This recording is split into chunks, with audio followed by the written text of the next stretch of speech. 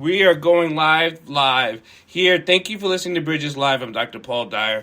And while everything else comes on, the live broadcast, which is the feed for the video, it's always slower than the podcast channels. Thank you, everyone, for listening to Dr. Paul, Bridges Live. I'm with another great show host. We're going to have a conversation, Miss Courtney Coble, right? That's right. I pronounce it right. I always do bad by pronouncing names. So prior to coming on air, you people, you guys don't know this, but we talk off air a little bit, but we don't do much. I never script anything because I believe in conversations. And here's the reason why. I don't know how we can get along with anyone until we converse. Means that we don't come with an agenda, but we come with an open heart and open mind to listen to one another so we can then build that better world that we hope to live in. And I know Miss Courtney's been doing that because I reached out to her because of her academy and her program. But there's so much more to this than what is going on. And that's what I want to talk about. But you said you did some research. We got to hear this, people, on air. What did you find out? Did you find out that I was short? Did you see that I was short? No, I didn't see you were short, but I looked, I was more interested in the content and how their interviews. But like you said, this isn't scripted. So I'm like, okay, well, what he's going to ask, how the conversation's going to flow. So I'm like, and I noticed that your conversations was, very different. Like you're not getting your typical questions asked. So I'm like, okay, well, I'm just excited to see how this conversation flow today. Well, and I get those, people, I think you're prominent, but people who consider themselves more prominent that's been out there who I've interviewed, they always say, well, send me over your questions. Yes, send me over the questions. And I'm like, I don't know what the hell you're talking about. And if I'm talking to one of their assistants, I'm like, no, I don't do that. They're like, well, Mr. or Mrs. would like to review some of the questions. Yeah, I don't do that. And then we get in, and then they call, because it's usually through an email, right? Mm-hmm. Send over, and then I'm like, I don't do that. So after I send that email, my phone always rings. What do you mean you don't do that? Well, and I always say, I'm not here to put someone over a barrel to try to catch you into, I got you. I don't know how, I'm not that person. I would never want to be that person. Because I appreciate both approaches, and this approach I think is just more authentic. It's just a more raw, authentic conversation. I have nothing to hide. I'm just here to share my story. So with that, tell your story. First, introduce who you are, but then there's the story. So tell your story. Well, I'm Courtney Coble. I'm the CEO and founder of the Academy of Goal Achievers here in Charlotte. We are a youth leadership mentoring organization that is helping high school students transition and navigate this thing we call a messy life, right? Get them out of high school successfully and prepare them and their parents for post-secondary education and careers. And my story is simple as this. I grew up with an amazing family. Not a lot of resources. My senior year of high school, I just didn't have that roadmap. I didn't have that navigation, that support I needed to really transition with everything I needed to make that transition smooth as possible. And I'm here to really do that for other youth and families. And not that my mom or my dad didn't want me to succeed. They just didn't have the information. Information is key. Information, a lack of information to have you home looking at your mother for the next 15 years. Yeah. Mm-hmm. Yeah. So the only thing my family needed was the information, the how-to, and I'm very self-driven. So yes, I probably one of those high school students. If you just told me the information, you didn't need to hold my hand for long. I'm gonna make it do what it do. So I'm here to, be a support for youth and families and be that push for them. So here's a question, Courtney, and I've been doing this a long time, and in the education space, that I'm in a lot of spaces. But when we talk about education to a wide variety of audience, people are like, "Oh yeah, good education's good. Education's out there." But and I don't know if it's maybe these last couple of years, education is not equal. I don't care what they talked about doing Plessy versus Ferguson. You know what I mean? Ferguson, The Plessy decision, it was never always equal, right? And even after we won some of those Supreme Court cases, it still was never equal. I'm 54, and I remember in the 70s what it was like. And that's why most people don't understand. When black families, if they could, send their children to Catholic schools, it was because the education was equal. It had nothing to do with Catholicism as much that the Catholic schools were like, we will teach your child equally like we teach everyone. You will get the Bible, though. So a lot of families, if they could afford it, because it was expensive, they would send their kids to Catholic schools. That was the only reason for the abundance of blacks going through Catholic schools. It wasn't because rage on Catholics. It was for equality of education. Yeah. You must have witnessed that even in high school to understand that other students and other peers was getting more adequate education than maybe I was at my high school, right? So you saw the differences. Charlotte, a report came out a couple of years back that, Charlotte was ranked 50 out of 50 for economic mobility. Oh, yeah.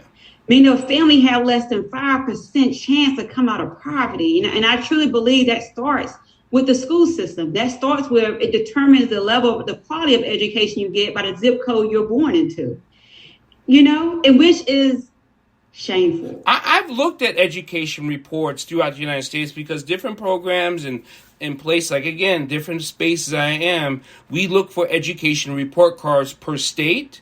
Then in the state, we look at it per county. And then in the county, we look at it, for districts of school. So those are information that's important to people like me. When we say, this isn't fair, I have the facts. These kids are not graduating. These are the facts. It's not the facts because I want them to be the facts. This is what the kids are graduating at, the rate they're not, the reading level they are. We know that prisons are built on third grade education. Third grade level. Right? Most people, and I literally say that white people still don't get it. It's fascinating how much white people don't know about our system. But prisons are built on the third grade reading level. If you're not reading at third grade on level, that child's more likely. We're not saying they're more likely going to prison. Yeah.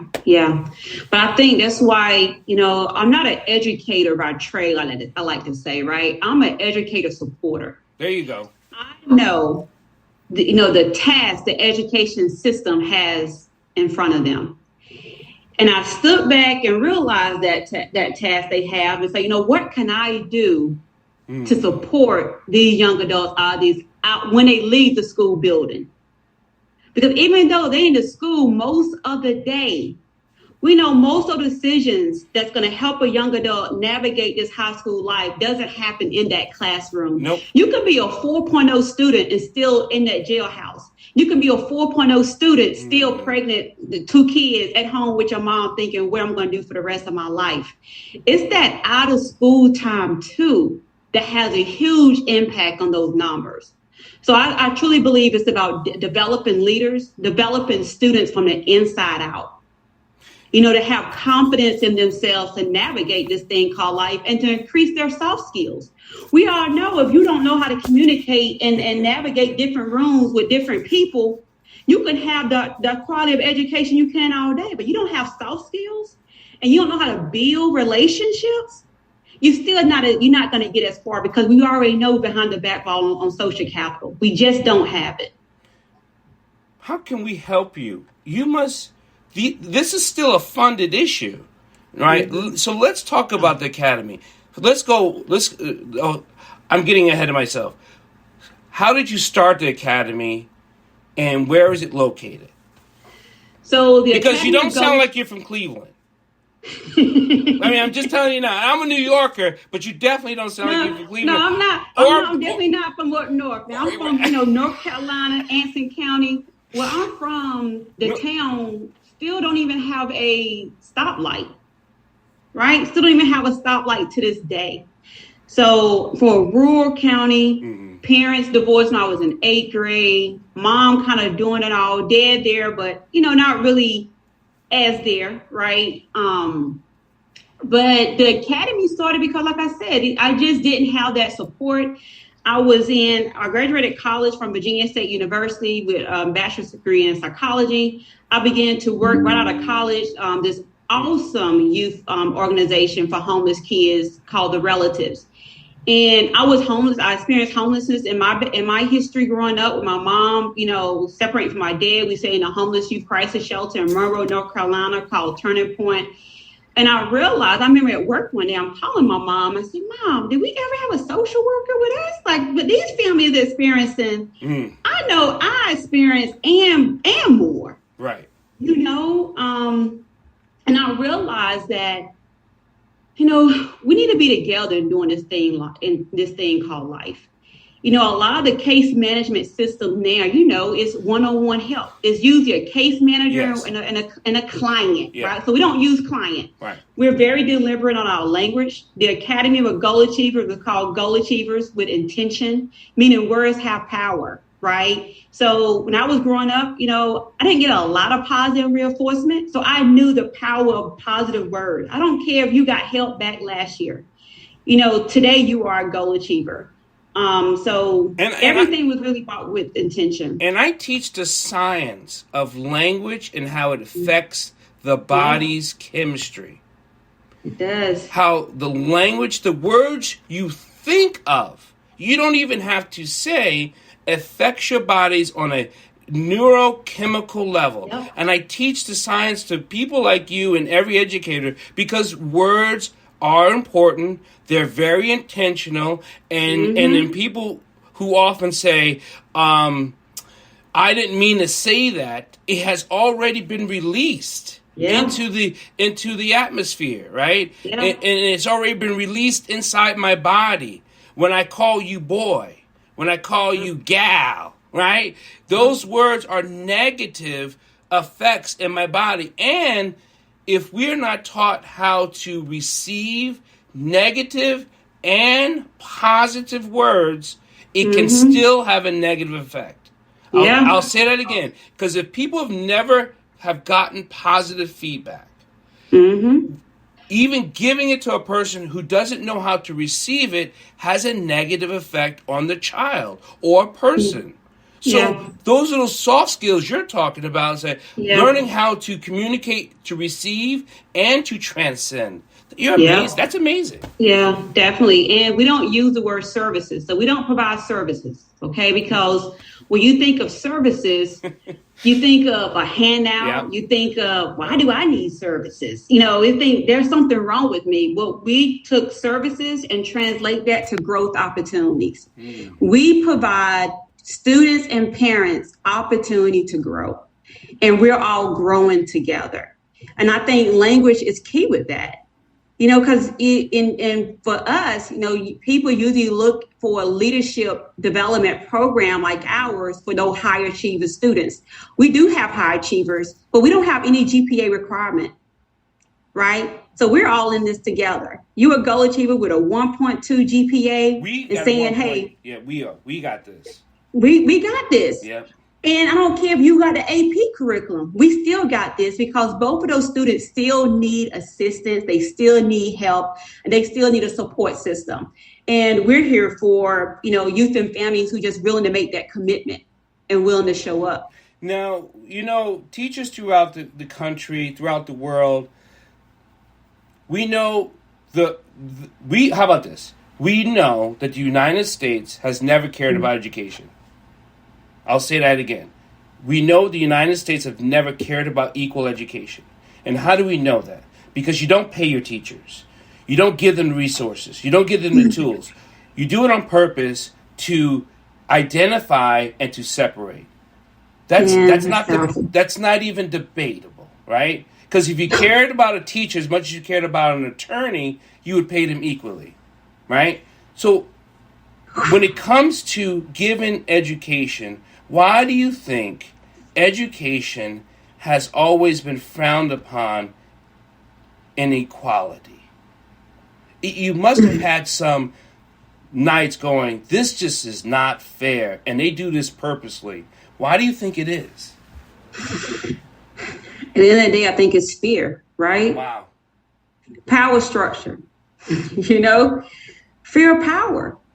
It's intention to separate. That's it. I was talking to one of my friends the other day, and I said, realize when, even with youth organizations, school systems, the farther away you get from the youth and families, the more money you make. Yeah. Because you turn yourself into a product. That's what I'm saying. That's it. But they fear the educators only because it's power. And when I'm talking when I'm talking about education too, from the academic achievers perspective, right. Yeah, it's not just academic. Right, I agree. I'm talking education and knowledge on learning more about stocks and investments, knowledge, learning more about getting into these trades, learning these career fields that white people have been keeping to themselves for years, and creating generational wealth. Right. That doesn't necessarily even require a college degree. So just information, and going back to our reading level, you can have information all day, but reading is still the foundation of so much. How many people do you know that's had a family member pass something down to them, to the next of sibling or child? How many families do you know in the lifespan you lived? I'm not even going to ask your age because people tell me that women shouldn't do that. But it's fine. I'm proud to be alive and make it to the age that I am right now. I'm happy to share it. I'm 38.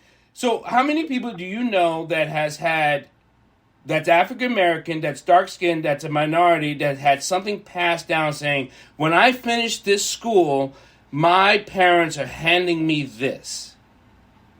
Now, right now, I see it with my generation, my peers, and my colleagues.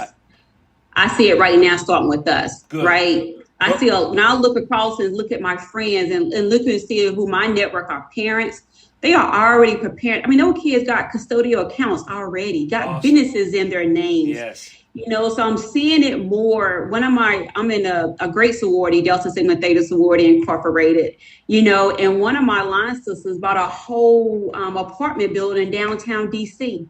That is generational wealth. I think we're moving forward and thinking more outside the box. But from our parents to us, no, but I do see an increase in that moving forward. In my 54 years of life, I know zero. Yeah. I know not one black person that had something given to them because it was in their family. Yeah, I'm like that. Right now, zero. Not one. Right now, zero. A couple years, maybe 5 or 6. Hopefully that answer to that question changes.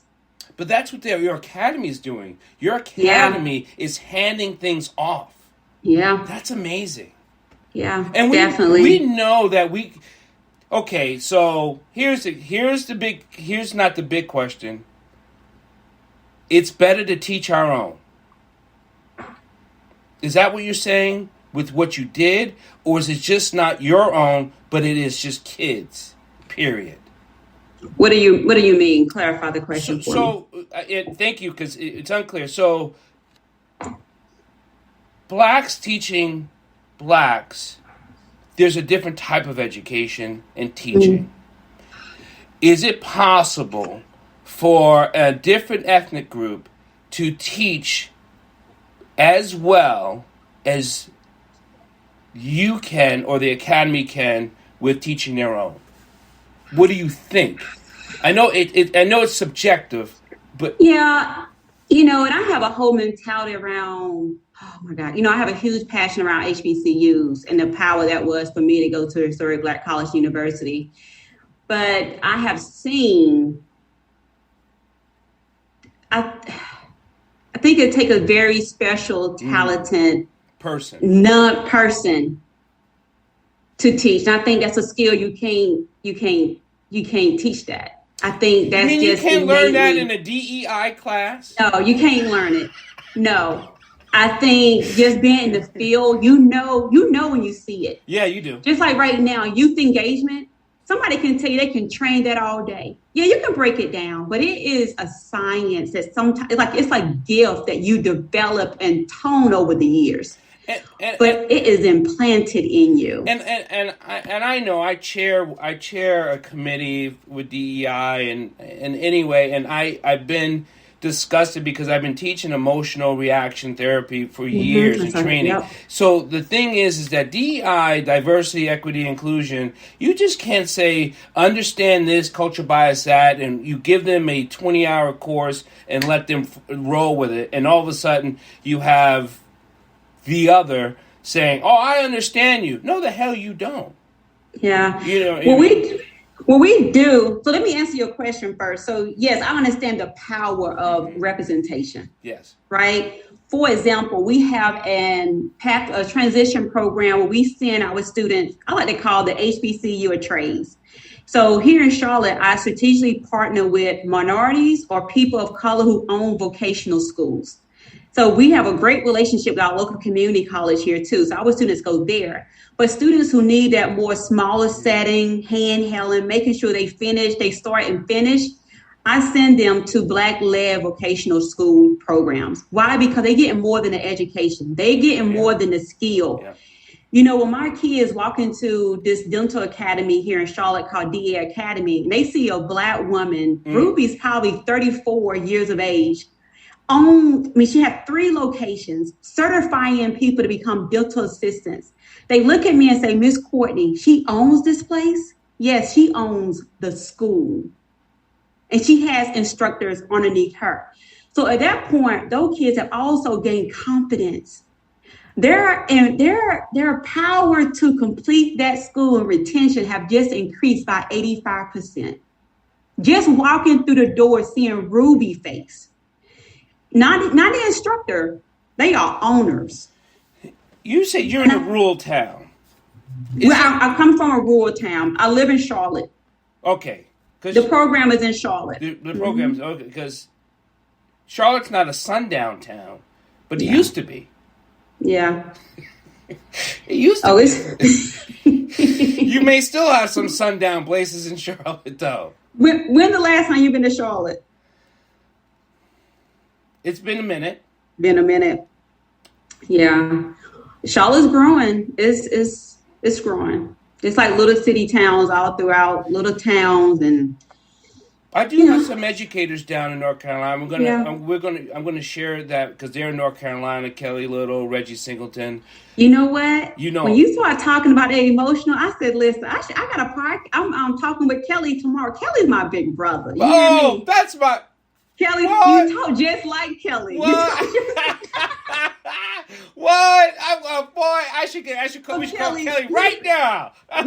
Look, you can phone him in this Zoom meeting right now. You know he can say, "What up, brother?" Yeah. He on the phone. Oh man, me and Kelly, that's my brother right there, boy. Yeah, we're doing a talking engagement tomorrow on Stream Live and stuff too as well. But Kelly Little, man, that's my big brother, man. He's good people. Oh.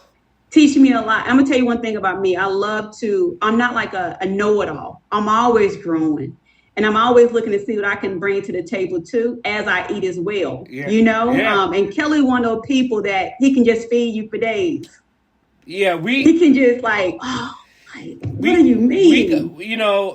You see how this works because, right? This where God's got that plan, man. He was like, let's put these people together. Yeah, we got some people all over the country and the world, and we just got to keep aligning those forces so we build a stronger community. And I think that's why I called this conversation building a better community, because this isn't about just what your program is doing, is going to do. It's about hopefully someone, when they hear this, they say to themselves, I too can do. Yeah. And that's what it's about. We say, as a goal achiever, don't ask me what I personally achieved, but ask me whom and what have I impacted. What they see, they'll be. What they see, they will be. And we know how we build community too is really thinking about what can I do to give and support other Black-led organizations. You talking about disparities in funding, disparities in mentorship, right? How can I recruit my organization more Black career coaches? How can I recruit more Black volunteers or top philanthropists? Mm-hmm. I have a great donor base. We give, but we know disparity in funding too as well, right? Okay, yeah. With being, Black-led, women-led organization, it's the stack is against us, but I don't worry about all of that, okay? I'm gonna navigate this thing called life. I'm gonna do what I'm called to do, because why I'm doing it is for a sincere reason. And what's supposed to happen, I know my resources will come. And they will, And they will. So give out your name, your information, where people can donate, or the website. Yep. I know I have it on the live feed and everything, but just give it out, because as far as the podcast, here's a little bit different. So give that information out. Oh yeah, so go to website is www.taogainc.org. You can go on our website to donate and to volunteer. Right now, we're looking for career coaches, helping students increase their employability skills. And you can do that virtual. So you can be from anywhere. Only thing we do is go through a background check and be ready to show up for these young adults, to give them confidence, give them some coaching around career pathways, navigating, and build those employment soft skills they're going to need for the future or for entrepreneurship. So we're looking for that. Our Instagram is @GoalAchievers, GOAL Achievers. And then Facebook is the Academy of Goal Achievers, and we should just come right up. And then follow me on LinkedIn, Courtney Coble. And if anyone wants to send like laptops or any electronic devices, they could just send it. They could go on the website. Go on the website. Yeah. Go to the contact us. Send me an email, and we can follow up from there. Is there another level to this, or is it just build it better, stronger? How does this Our vision? Yeah. Our vision is to be a national training and development site for goal achievers mentoring programs throughout the world. So we're getting to a point where we're going to do a trainer, meaning if your community want to plant a goal achievers, if your county want to support and financially support a goal achievers group for the county, we want to be able to equip and do that. So we want to have goal achievers all over the world. We're piloting a group right now in Newark, New Jersey, in partnership with Newark High School. University High School with Newark Board of Education. Yeah. But yeah, that's our big vision has really been all over the world, planting goal achievers through curriculum-based support. What's also, I think, a plus for this is let people know this is that this goes off all over the place. And if you work with a child that you can then write an mission statement for, that also helps them. There's more than what we could do, because people do it all the time. Whoever I've ever worked with, I have no problem writing a recommendation letter, either for this or for that. And that's also, those are tools that we never often use before ourselves prior to us. And if you own a company or business, think about an internship placement. Think about an internship or work placement experience, that you can utilize in person or virtual too as well. But these kids, it's definitely recommendation time. It's scholarships, it's college, it's job placement. So, the sky's the limit of how people can really support what we're doing here in Charlotte. And understand this, and I'll let you know this, Ms. Courtney. If you have any child that's going to come up here to Howard, Morgan, you let them know that they have people here that's going to watch out for you. Because I'm here. That's where I'm at. These are the places I talk to. I talk to the Morgan president, the vice president. We talk about a lot of political issues and things like that. I go to the Howard campus. We talk about the services. But so there's people here that can give you that access to let you say that you're not alone. And I think when it comes to the minority community, we always felt segregated from our own selves. Yeah. That's true. Because we have fear within our own community for that same power. And that was intentional. Yeah. It's slave mind. rooted in colorism. Yes. From the beginning, the talented 10, those who can read versus those who cannot read. Yeah. The paper bag test. The paper bag test. Come Really? on. God, we can go for days. That just that talented tent right there. And a little bit of that stuff still plays out today. It does. Within our own community. I think we're making some progress, but I mean, we still got some work to do. And through social media, I watch it, and sometimes I shake my head. I try to do, when I do social media, I do a positive things on things, but when I'm really scrolling through it, I shake my head a lot, like, who are they talking to with this misogynist, minimal, sexist?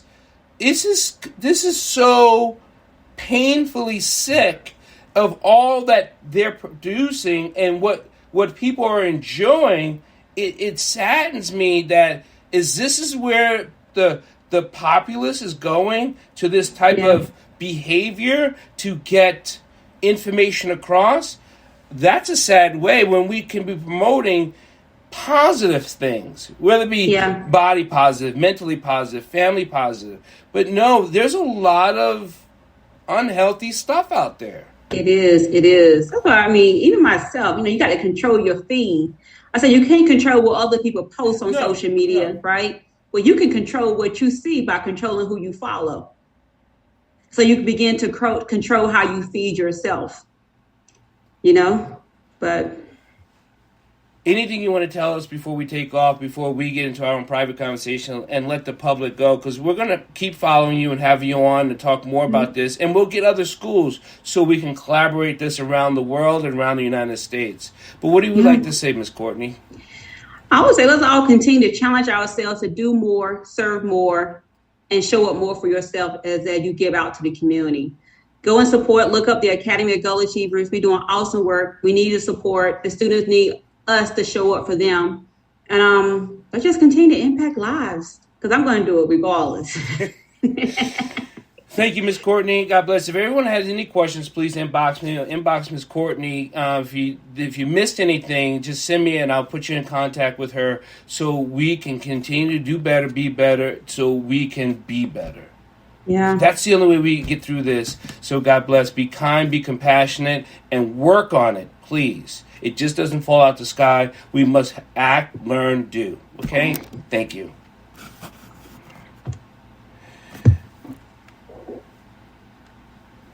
Mm-hmm.